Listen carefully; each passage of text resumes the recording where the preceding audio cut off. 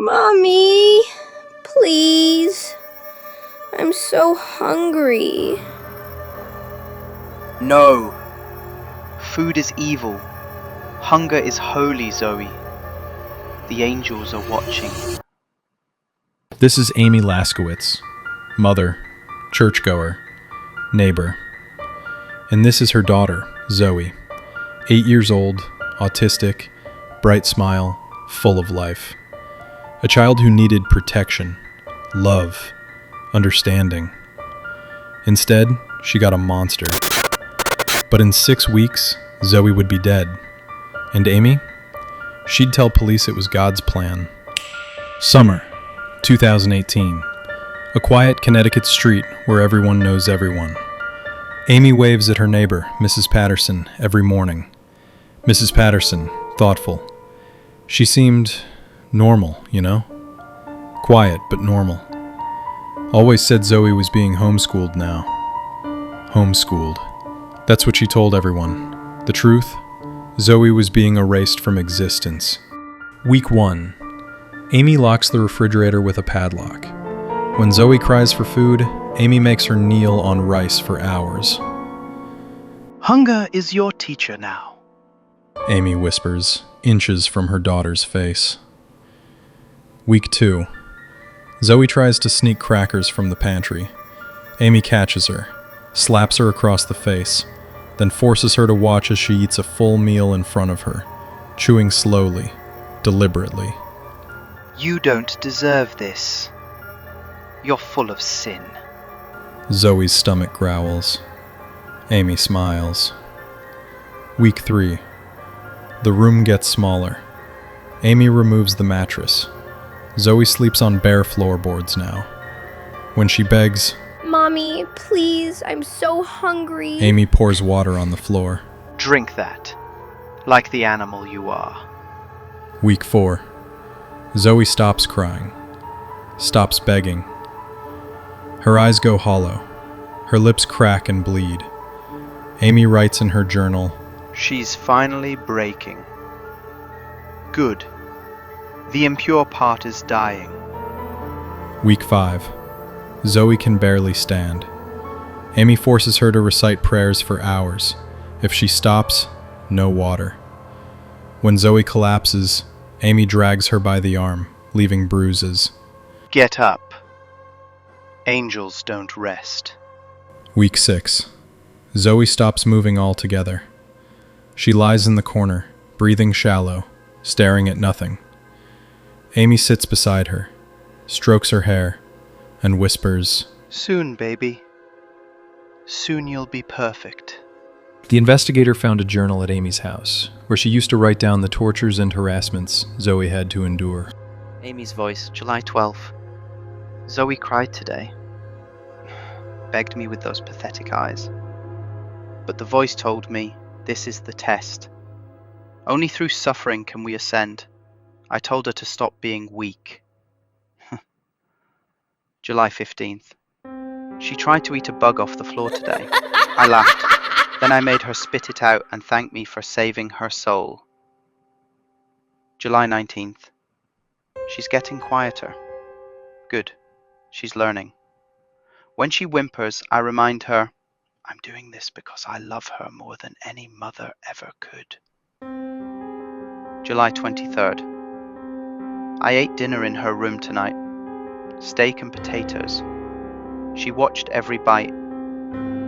Her stomach made sounds. I told her, this is what gluttony looks like. Be grateful you're above it now. July 28th. She looks like an angel now, all skin and light. I can see her ribs when she breathes. It's beautiful. The impurities are melting away. August 1st. She hasn't spoken in 2 days. I think she finally understands. I whispered to her, Mummy's so proud of you, and kissed her forehead. Her skin was cold. Perfect. Her skin was cold. Perfect. That's how a mother described her dying daughter. While downstairs, the refrigerator was full. Chicken, bread, fresh fruit. And Amy? She ate 3 meals a day. 911, what is your emergency? It's my granddaughter. I haven't seen her in weeks. My daughter won't answer. Please, something's wrong. I know it. August 3rd, 2018. 2 officers arrive at the house. Amy answers the door. Officer. Ma'am, we're here for a welfare check on your daughter, Zoe. Oh, she's fine. She's upstairs resting. She's been fasting. Fasting? She's 8 years old. It's part of our faith. The officers go upstairs. They open the door, and what they find is something they'll never forget. Then, Oh God, we need EMS. Now. the room reeked of decay. No furniture, no toys, no life. Just a thin blanket in the corner.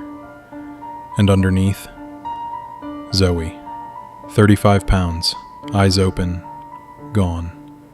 Amy is arrested on the spot. No resistance, no tears, no panic. As they lead her to the car, she's humming a hymn. Detective asking Amy, I asked her why. Why would you do this to your own child? And you know what she said? Amy, cold, distant. She was too pure for this world. I set her free. Set her free. By starving her to death.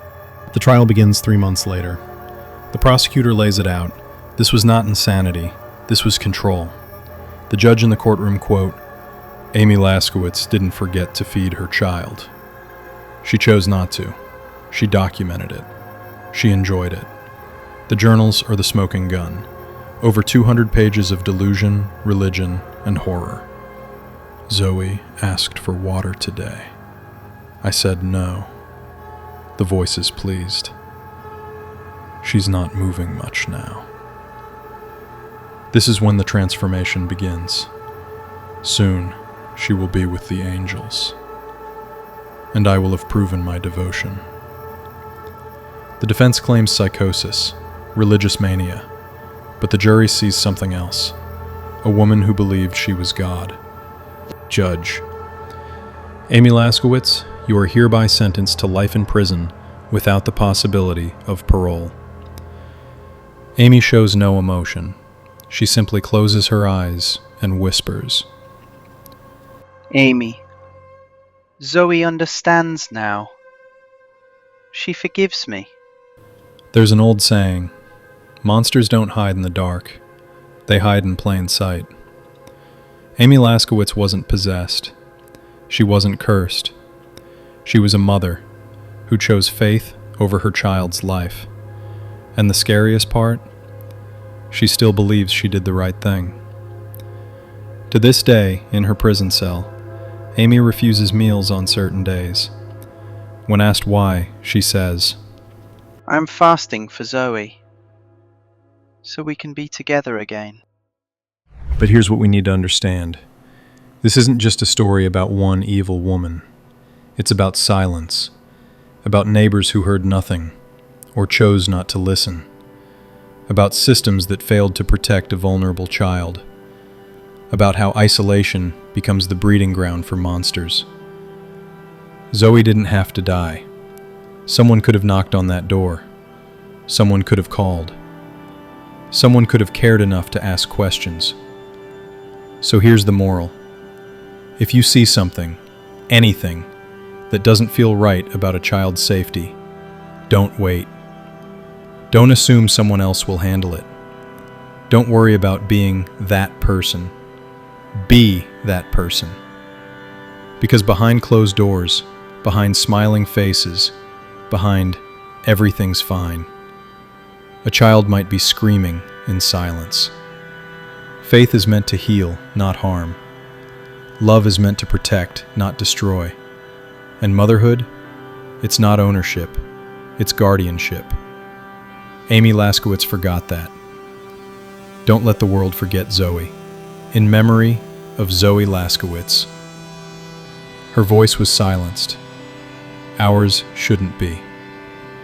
National Child Abuse Hotline, 1-800-422-4453. If you or someone you know needs help, speak up. You could save a life. Sometimes the bravest thing you can do is care when no one else will. If this story shook you, wait until you hear about the Zulock case, where 2 adopted boys who got abused by their evil fathers. Click right here.